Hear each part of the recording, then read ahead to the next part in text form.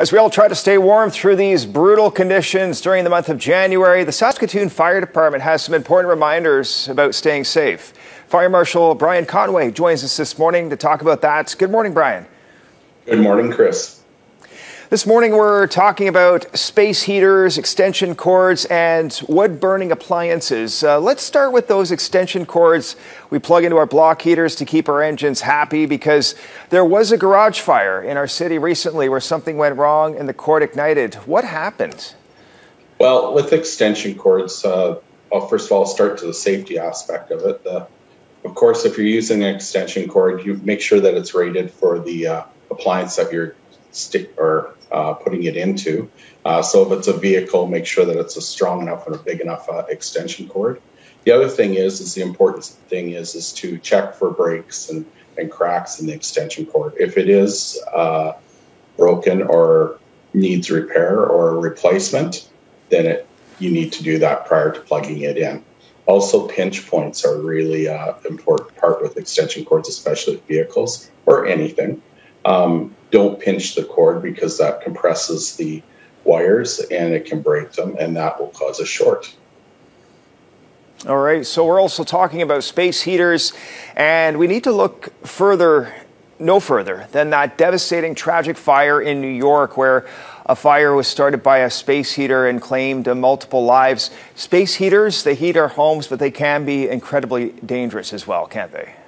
Yes, like anything else, it is a heating appliance. So of course it's generating temperatures that, if it's touching something, can cause combustion. So the important thing with a space heater, of course, is also to maintain it always. So if there's, again, your appliance cord is broken or cracked, stop using it. The other important thing is to keep it at least 3 feet or 1 meter from anything, like any combustible material, anything like that.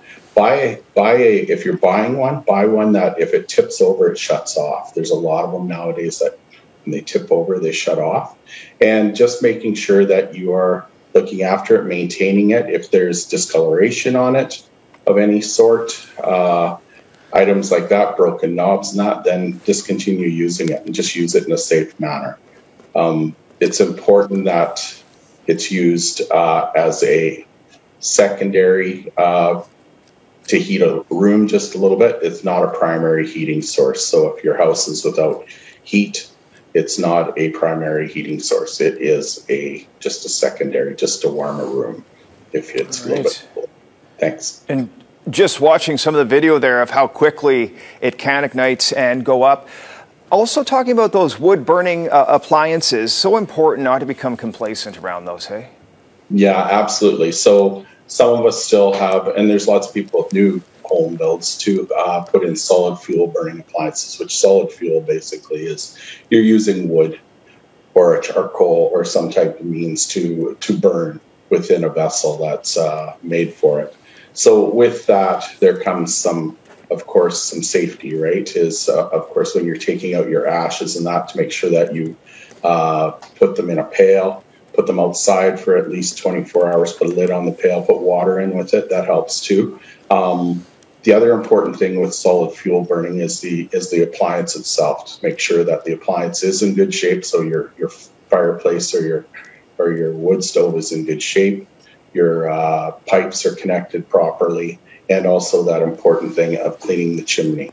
The chimney needs to be cleaned by regularly, so there's not a creosote buildup, and also it should be inspected by a wet certified technician, which is a wood energy tech, and they just look at it to make sure that the pipe is still in good order for the burning. All right. Brian, some really great reminders, important to keep us safe this time of year. Thank you so much for going over that with us today. Appreciate your time. You're welcome. Have a great day.